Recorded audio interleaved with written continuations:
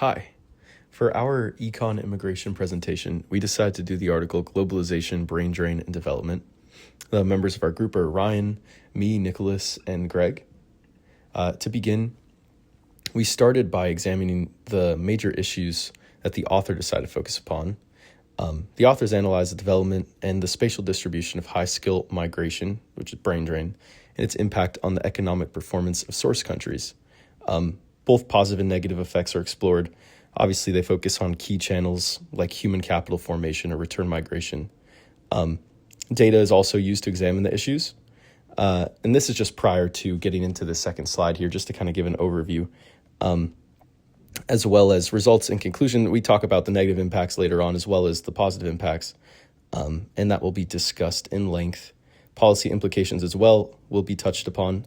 But to sort of begin here with the second slide, and the question of how high-skill migration affects the development of source countries, we first need to explore the impacts, both positive and negative. Positive impacts of this type of development of source countries from high-skill migration comes from incentivizing human capital investment. It also promotes a larger amount of knowledge transfer and boosts economic growth through remittances. In that same vein, the negative impacts are dependent on the depletion of the local workforce and the new skill shortages that are created through that depletion. And as kind of emphasized by this parallel of the positive versus negative, whether something is positive or negative, or that impact is dependent on policy measures and whether those policy measures account for the changes that are occurring. Once again, and that's kind of restated here in that last bullet point about how the negative impacts are dependent on return migration rates. If there's nobody coming in to fill those skill shortages or the depleted local workforce, then obviously that's a pretty negative impact. And that kind of caps off this first main slide here.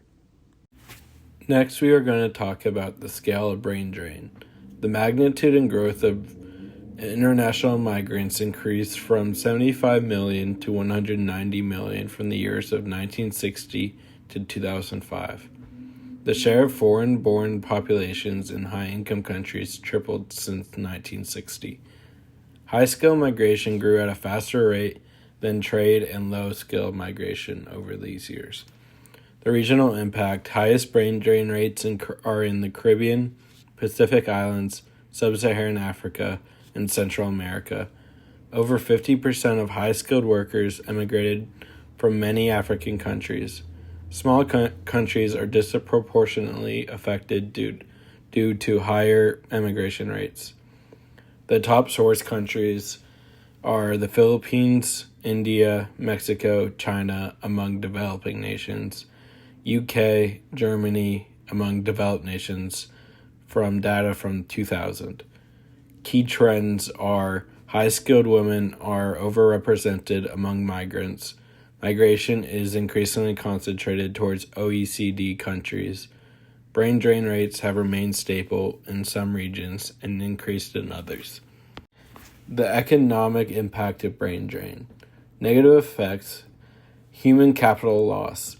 Deplete skilled workforce, causing labor shortages in key sectors such as healthcare and education. Income inequality worsens wage gaps as high-skilled professionals leave, benefiting developed nations at the expense of poorer ones. Lower productivity and innovation reduces the domestic ability to adopt and develop new technologies. Fiscal losses: governments lose investment in education as skilled workers contribute taxes elsewhere. Then on to the positive effects. Higher human capital formation. Migration prospects encourage more individuals to pursue higher education. Remittances. Financial transfers from migrants support households' incomes and boost economic activity. Knowledge transfer and diaspora networks. Returning migrants bring back skills, investment, and business connections.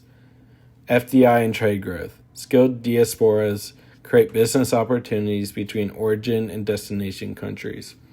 So for the overall impact, the effect of brain drain varies by country.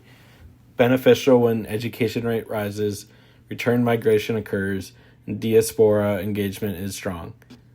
But it is harmful when skilled shortages persist and economic growth is hindered. So some of the policy implications of globalization for developing countries include improved job opportunities and wages, strengthened education and research institutions, and incentives for skilled workers to return to the workforce. And then for developed countries, this can include ethical recruitment policies, facilitated knowledge transfer back to home countries, and the consideration of migration taxes or compensation agreements. And that's it. Thank you for watching.